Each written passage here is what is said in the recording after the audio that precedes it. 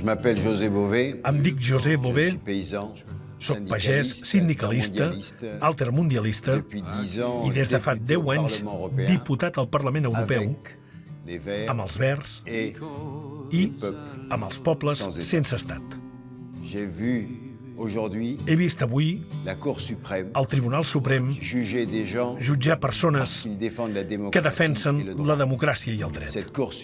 Aquest Tribunal Suprem és una vergonya per a Espanya. José Bové, benvingut al Fax. Moltes gràcies. Vostè i altres eurodiputats havien d'assistir a aquest judici com a observadors internacionals, però el Suprem no ho va permetre, ho va prohibir, de fet. Tot i això, vostè aquest dijous ha pogut entrar dins la sala i assistir en directe al judici. Què li sembla, de moment, tot el que ha pogut veure? M'ha semblat que estava en una novel·la de Kafka. Tenim un judici formal, s'està jutjant a unes persones, així de manera molt neutra, però en realitat és un judici polític. Un judici polític ho diu el seu nom. Cada vegada que algú vol expressar una opinió, se li diu no, refereixis als fets. Per tant, no hi ha cap garantia. És un procés que està construït com a la Unió Soviètica, per jutjar dissidents. Avui en dia, les 12 persones que es troben davant del tribunal se les està jutjant per les seves idees, pel dret a la democràcia, pel dret de vot, i se'ls està acusant de sedició i de tota una sèrie de coses inversemblants, quan l'única cosa que han fet és fer valdre els drets de la gent. Tots han estat escollits per aplicar el que vol la gent, i se'ls jutja per això. Per tant, és una situació una mica esquizofrènica. Malgrat el to pausat dels magistrats, hi ha clarament una voluntat de dir l'estat espanyol, de conformitat amb la Constitució, no es mourà. I no se surt d'aquesta lògica. Diria que és esparverant veure que estem al segle XXI a Europa i que estem davant d'un judici polític pel dret a la democràcia.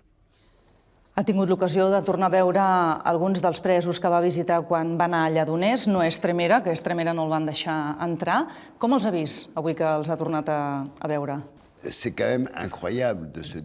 Ha estat increïble veure que avui gent amb qui he compartit un escó al Parlament Europeu, l'Oriol Junqueras, i també amb Raül Romeva, érem companys.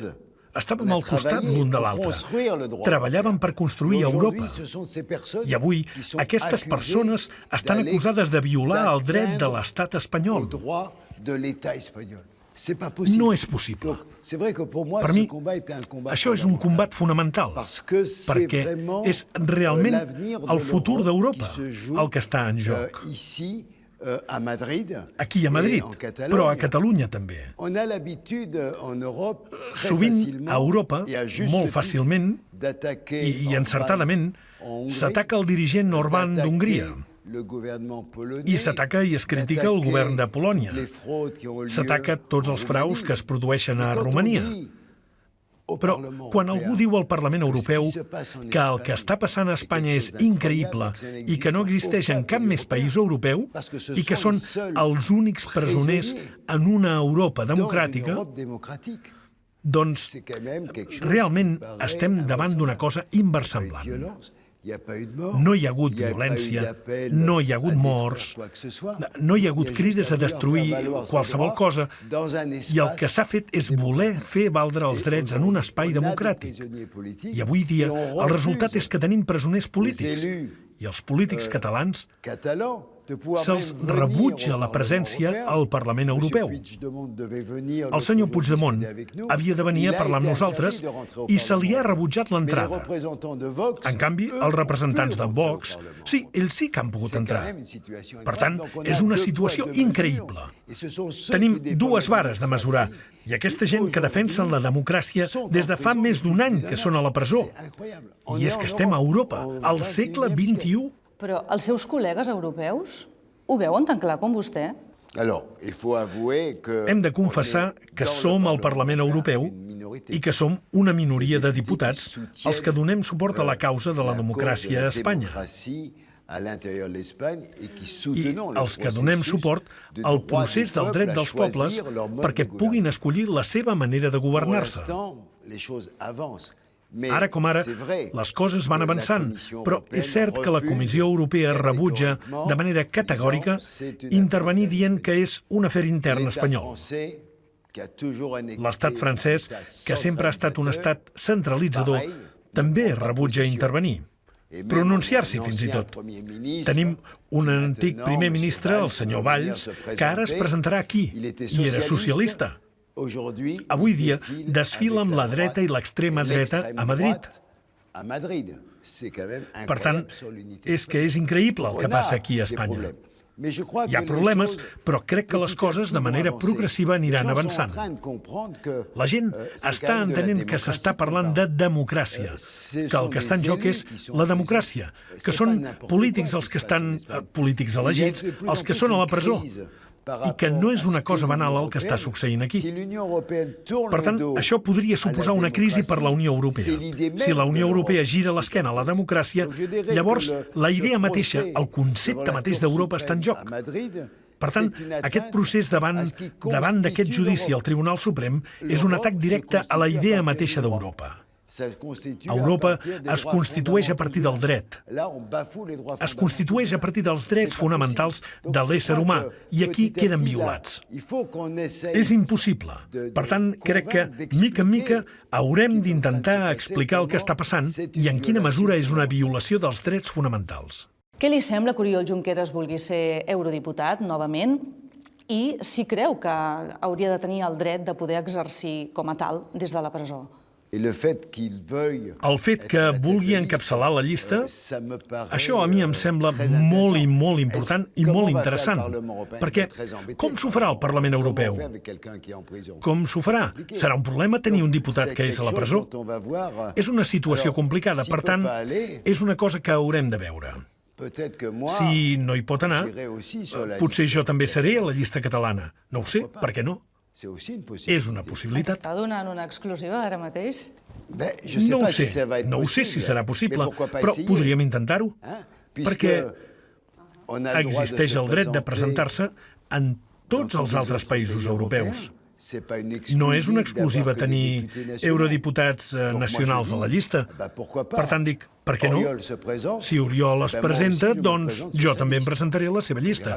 Ja ho veurem. En parlàvem fa una estona, però vull insistir en això. Europa està adormida davant el procés i la causa entre Catalunya i l'estat espanyol, o és que no li interessa despertar-se i entrar en aquesta història? Crec que els estats, perquè la comissió són els representants dels estats. Clarament, cada estat, diem, nomena un representant. I el president de la comissió és nomenat pel principal moviment polític. Avui dia és el senyor Juncker, que ha estat elegit pel PPE, el Partit Popular Europeu, i el PP espanyol és membre del PPE, i no volen problemes en els seus països. I al mateix temps hi ha un altre problema, i és que Espanya és directament una frontera amb el Marroc. I al Marroc tenim també la qüestió del Sàhara Occidental.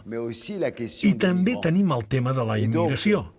Per tant, avui dia, la sensació que tinc és que el Consell dels Països Europeus i la Comissió volen utilitzar Espanya en les negociacions amb el Marroc, també. És a dir, que tot el que està passant a Espanya ningú en parla. Tot el que fa el govern, doncs, no passa res. Encara que es tracti de democràcia, no passa res i es va deixant fer. És cinisme polític que va contra l'interès dels ciutadans. Aquesta setmana, un dels protagonistes, sens dubte, del judici ha estat Jordi Cuixart, i ell ha dit que l'1 d'octubre el que hi va haver va ser una desobediència civil. Vostè considera que és legítim aquest mètode de protesta, la desobediència civil? Si mirem el dret internacional, els més grans filòsofs del dret sempre han dit que la desobediència civil formava part dels drets fonamentals. Als Estats Units, fins i tot amb Trump al govern, hi ha un dret de desobediència civil. A Amèrica reconegut com un dret absolut dels ciutadans. Hannah Arendt, la gran filòsofa política, sempre ha defensat el dret a la desobediència. I, com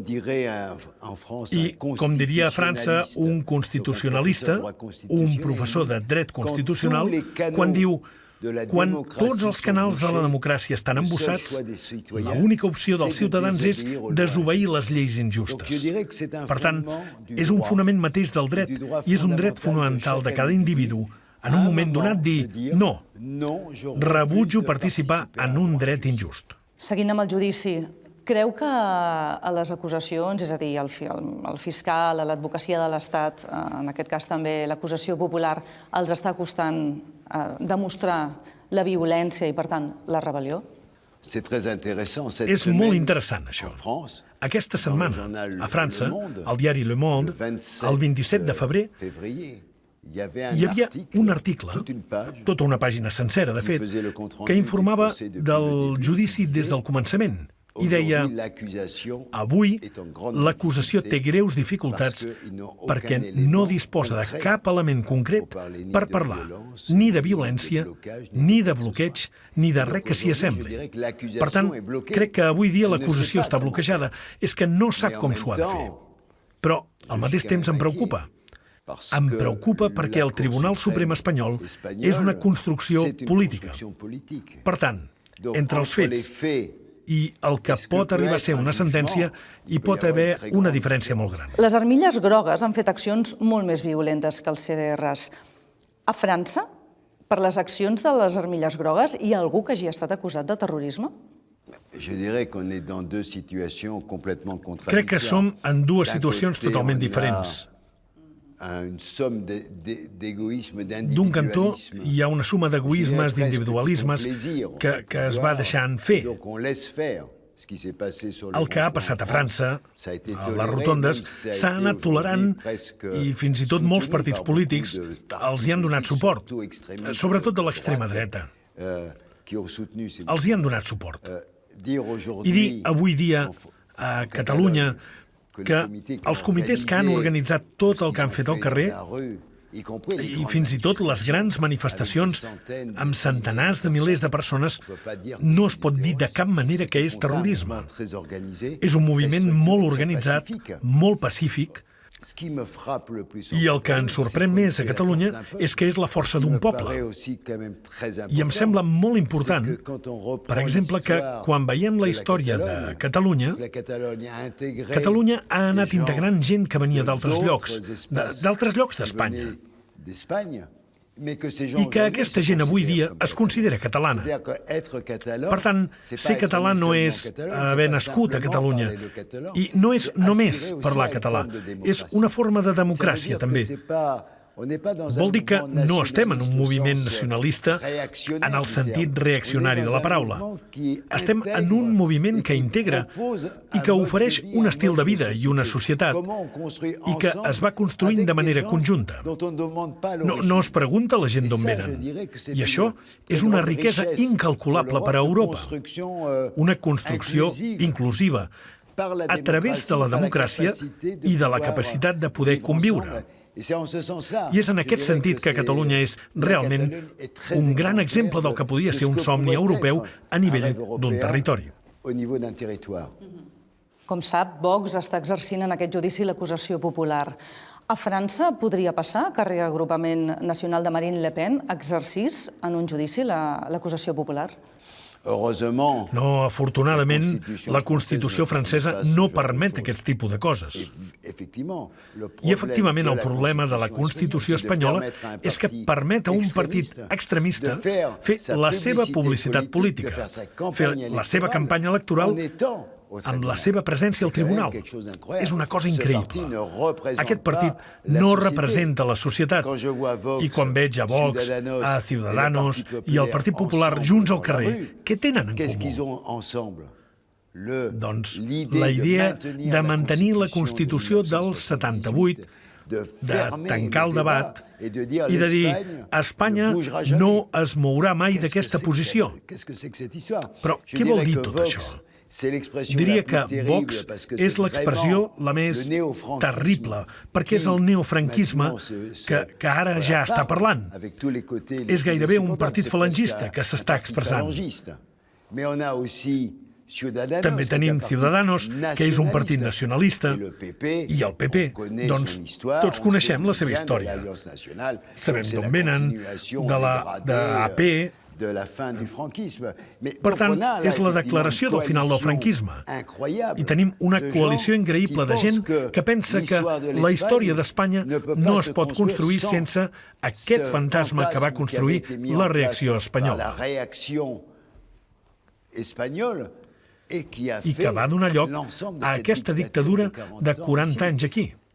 Hi ha una república a Espanya, hi va haver-hi una república i una Constitució que l'any 31 va reconèixer Catalunya. I quan va morir Franco i el president de la Generalitat va tornar, era l'únic representant executiu elegit democràticament de la Constitució del 31. Ara fa unes setmanes, el mateix dia que Pedro Sánchez va anar al Parlament Europeu a fer un discurs, vostè i altres membres de la coalició de la que vostè forma part, amb fotos dels presos polítics, van demanar-li que deixés en llibertat els presos perquè poguessin preparar en llibertat aquest judici. També els van demanar en la plataforma que vostè n'és membre, que és Plataforma de Diàleg Unió Europea-Catalunya, de reunir-se amb Pedro Sánchez. I ja va veure, senyor Bové, que ni en el cas de deixar-los en llibertat ni en el cas de reunir-nos, Pedro Sánchez els va fer gaire cas. A què atribueix aquest no voler trobar-se amb vostès i tot el tema de la situació dels presos amb el tema del procés que se'n distanciï d'aquesta manera? Què ho atribueix? És una cosa terrible, perquè en un moment donat ens adonem que entre el darrer govern Rajoy i el de Sánchez, quina és la diferència? Estem en un sistema que va sortir del final del franquisme, que és un tracte que es va fer entre l'extrema dreta, el partit que va sortir del franquisme, el rei i el conjunt dels altres partits polítics per tal de tenir, grosso modo, diem, un període de transició. Però aquest període de transició ja fa 40 anys que dura.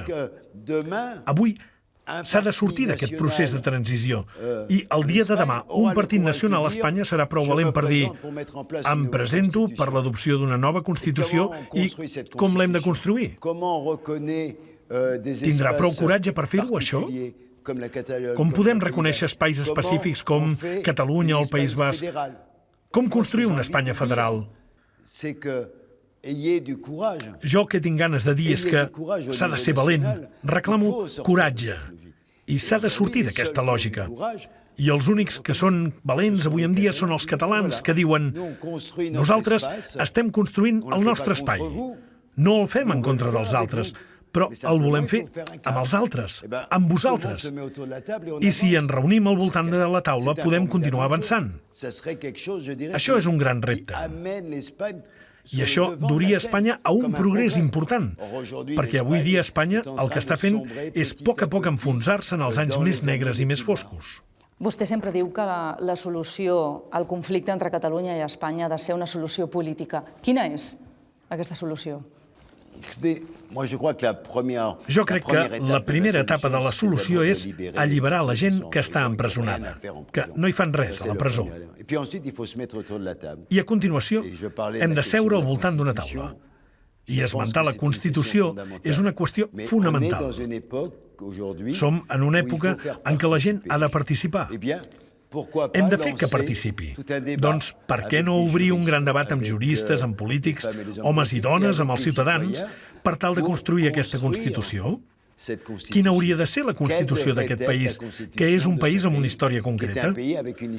Doncs hem de definir aquesta nova Constitució. S'ha de respectar la democràcia? Es pot tenir dret a una república a Catalunya? A d'altres formes de govern? Quins són els espais possibles? Perquè això és quelcom constitutiu de la península Ibèrica. Acabo.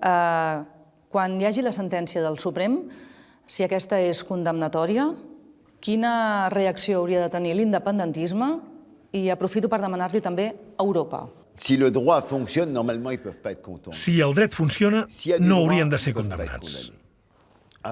Després hi ha el Tribunal Europeu dels Drets Humans, ja ho veurem. Aquí crec que podem guanyar aquesta batalla, però sobretot el que haurem de fer és mobilitzar-nos i mobilitzar el proper Parlament Europeu i els estats a treballar a nivell de les opinions públiques, que s'obligui a Espanya a canviar d'actitud, perquè hi ha eines disponibles a nivell europeu. Tenim l'article 7 de la Carta Europea, que diu que si un estat posa en marxa una política contrària als drets fonamentals, pot ser objecte de sancions. Se li pot anul·lar el dret de vot. Per tant, hi ha mitjans legals a nivell europeu per obligar un estat a respectar el dret, però és una batalla que hem de dur a terme. Aquí haurem de treballar. Hi haurà d'haver molts més catalans que vagin per Europa. Potser ser presents a tots els països per explicar la realitat de la situació. Hem de fer créixer la solidaritat. I per això estic aquí, per contribuir al meu nivell a aquest intercanvi. Perquè crec que tenim aquest crim contra la democràcia que s'està fent i hem d'utilitzar-lo. Li hem de donar la volta i girar-lo contra els que han comès aquest crim. Girar-ho contra ells, i són ells els que no tenen futur. José Bové, gràcies per haver estat avui amb el Preguntes Freqüents i fins una propera ocasió. Moltes gràcies. Gràcies. Gràcies a vostès.